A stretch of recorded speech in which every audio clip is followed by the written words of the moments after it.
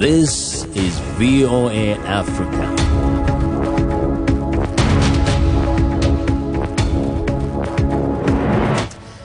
Hello, I'm Africa 54 Managing Editor Vincent McCory in for Esther Giduyuwat.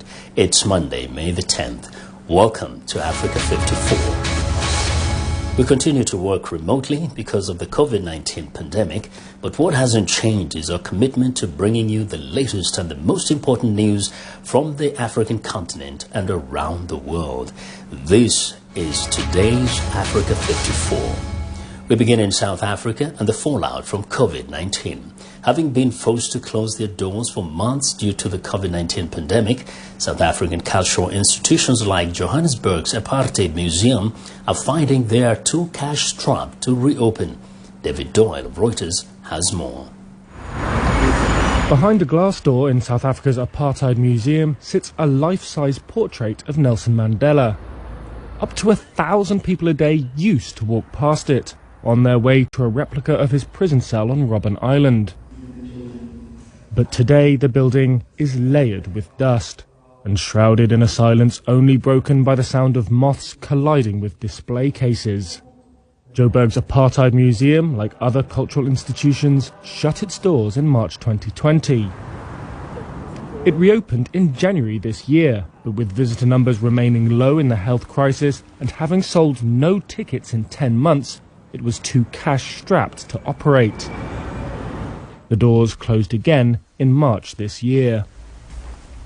The museum's manager, Christopher Till. We've unfortunately had to close to the public temporarily, and we've had to lay off the staff, which is a very hard thing to do, particularly when there are members of staff here who had worked for 18 to 20 years. I've actually worked on this project for 23 years.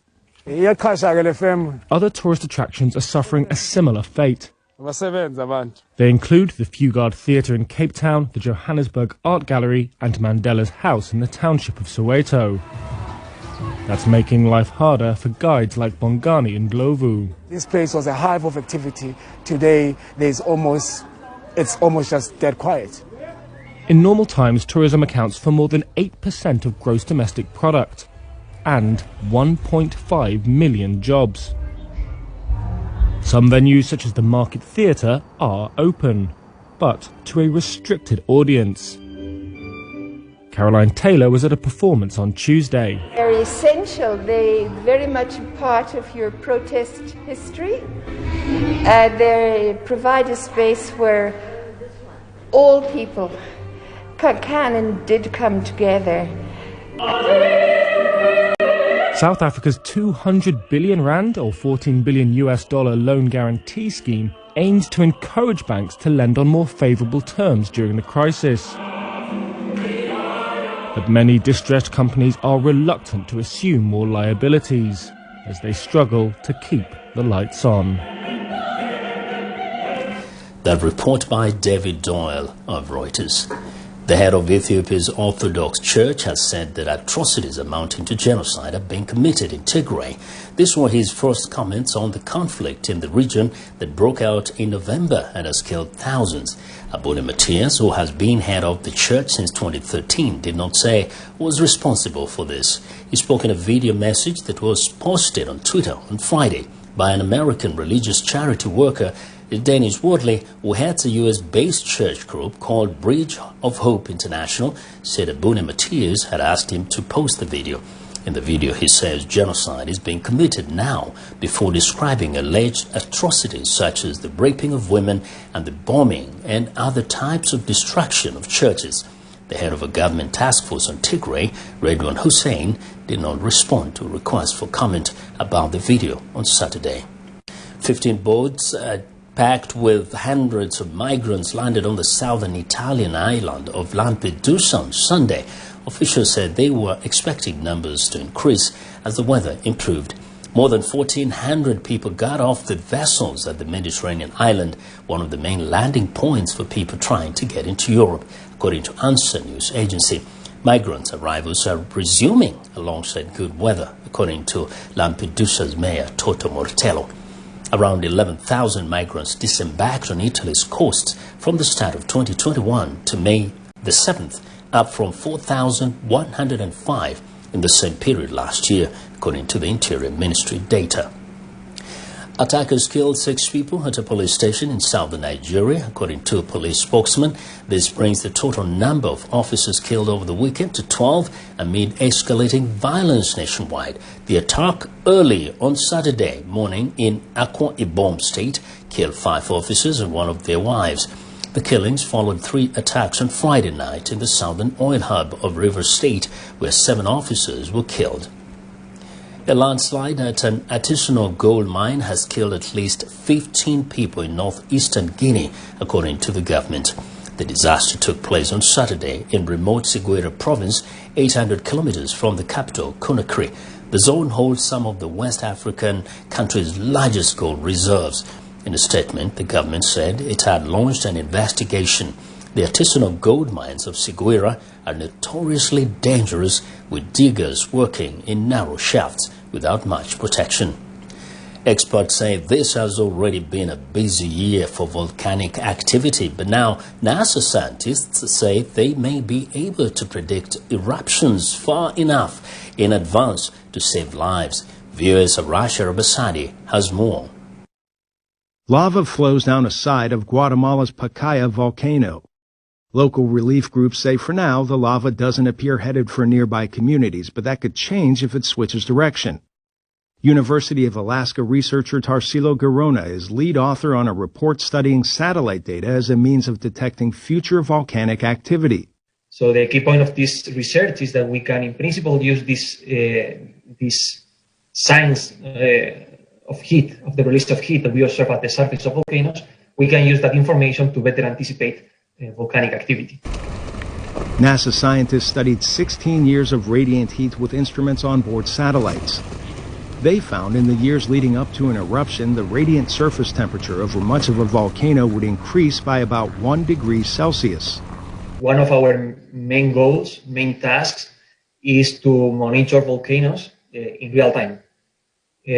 So incorporating this new methodology, that means that we are going to provide a lot of extra information that we can use to better understand the activity of active volcanoes and to better anticipate these eruptions.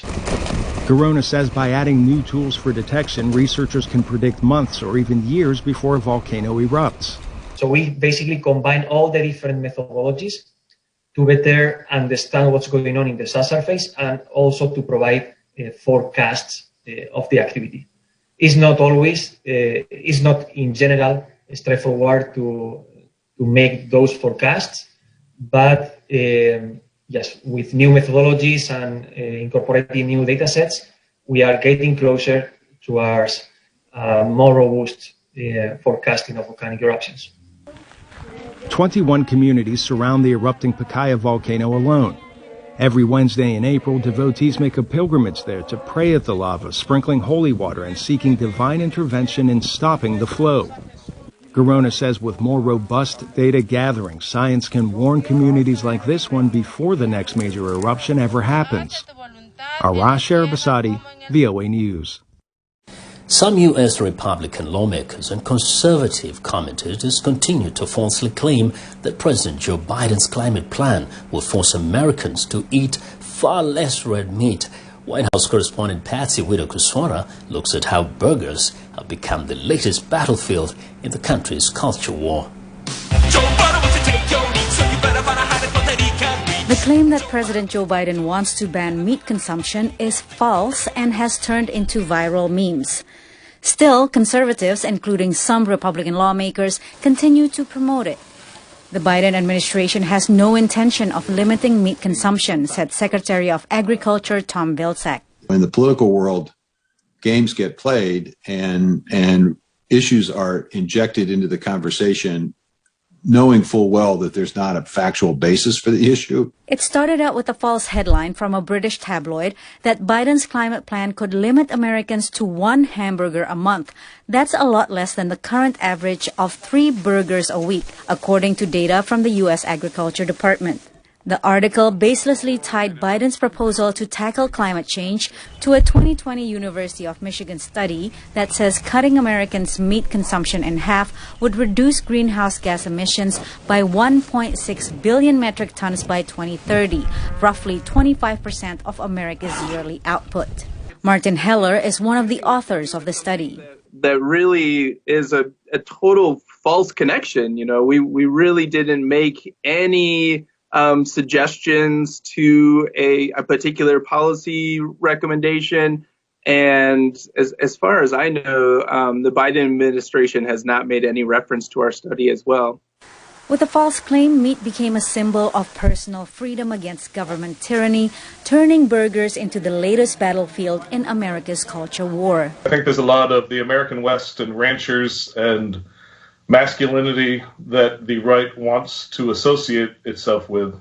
And so steak and meat has become one of those things.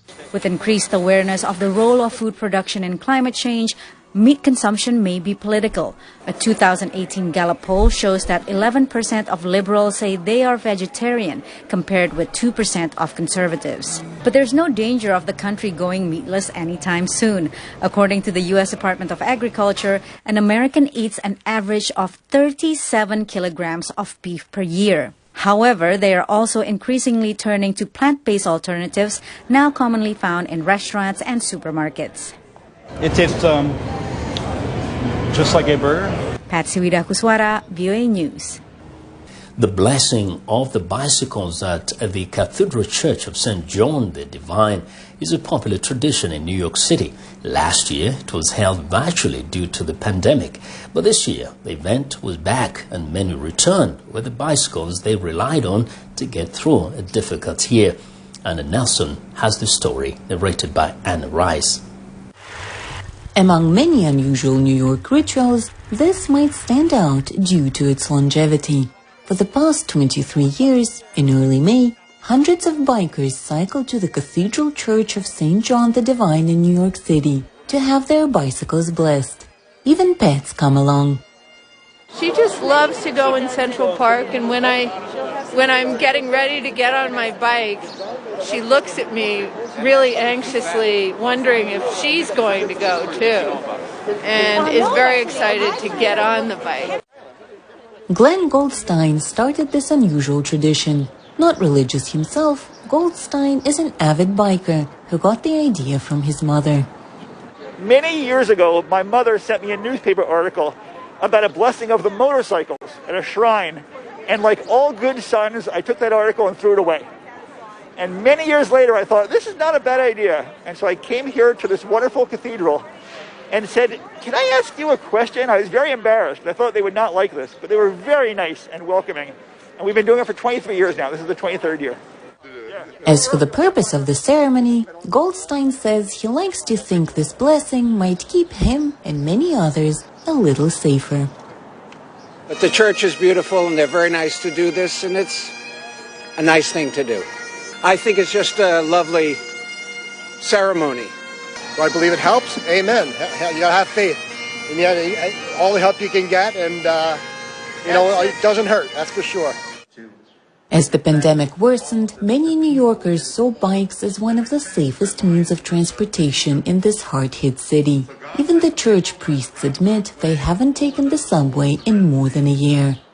At a time during this past year when we were all huddled in our homes in abject fear, and I don't know how many of you are actually from the city, but we were all so afraid to go out.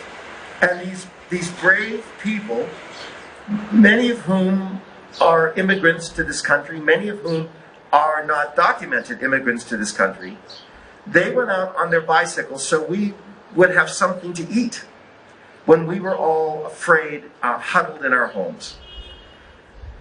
And so the people on the bicycles really in many ways made life possible for us during the pandemic. Each year, roughly 2 bicyclists a day are killed in accidents on U.S. roadways. Bikes painted white often appear as memorials at the sites where bicyclists have been killed. Pedro Lopez, 41, Brooklyn. Thaddeus Chakowski, 61, Brooklyn. Zudi Dasi, 79, Staten Island. I think the Ghost Bike, it's a good cautionary tale for all of us, seeing a bike there, and it's also a way to remember that a poor soul, lost his or her life doing what they liked, or even just going about their daily business. I think it's tragic and it's sad, but it's good to have a memorial for people to realize that it is dangerous with cars and bicycles, like sharing the same roads, and for people to be aware, like, how easy it is for cyclists to get injured when you have 1,000-pound vehicles riding next to them. They come once a year to have their bikes blessed. Then they're off again, ready for another season of pedaling on city streets.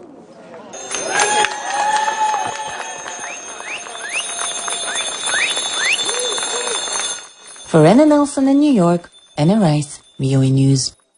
We're excited to hear what you think about Africa 54 during the discussion on Facebook. The address is Africa 54. We're also streaming our broadcast live on Facebook. Please watch and share our show with your friends. Also, check out our headlines 24/7 on voaafrica.com. Still to come, the challenges of being a female journalist in Pakistan. We'll be right back.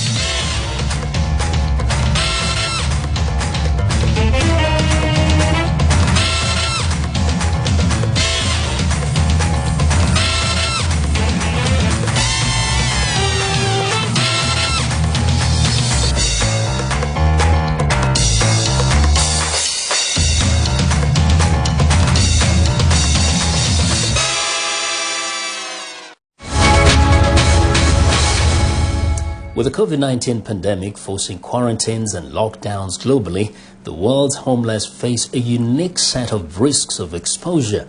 In Russia, a forbidding climate means life on the street is tougher than in most places, forcing the homeless and aid groups that help them to adapt to the times and Russian bureaucracy. From St. Petersburg, Charles Minis reports. Throughout the peak of the pandemic, Russia joined the ranks of governments ordering its people to quarantine at home for months on end. But it was never an option available to all. Noslezhka, or Night Shelter, is Russia's oldest charity, providing aid to St. Petersburg's homeless population, estimated at some 15,000 by authorities and more than 3 times that amount by charity organizations. Right away, we understood that people who live on the street will have nowhere to isolate. And let's say they have a positive COVID test or symptoms, they'll have nowhere to go. Nowhere to go because many lack the official documentation, such as a passport, necessary to reclaim their lives. Meanwhile, aid groups like Noslezhka found their traditional work, like offering meals and beds, further hampered by pandemic conditions and lockdown rules. At one point, we even started covering the salary of a restaurant chef who had previously prepared food donated from his cafe. And so we kept him on the job so he could prepare food for our care recipients while his restaurant was closed to customers. Andrei, who says he was cheated out of his salary after moving to St. Petersburg for work, a common story that complicates the stigma of Russian homelessness as primarily a cause of drug or alcohol abuse.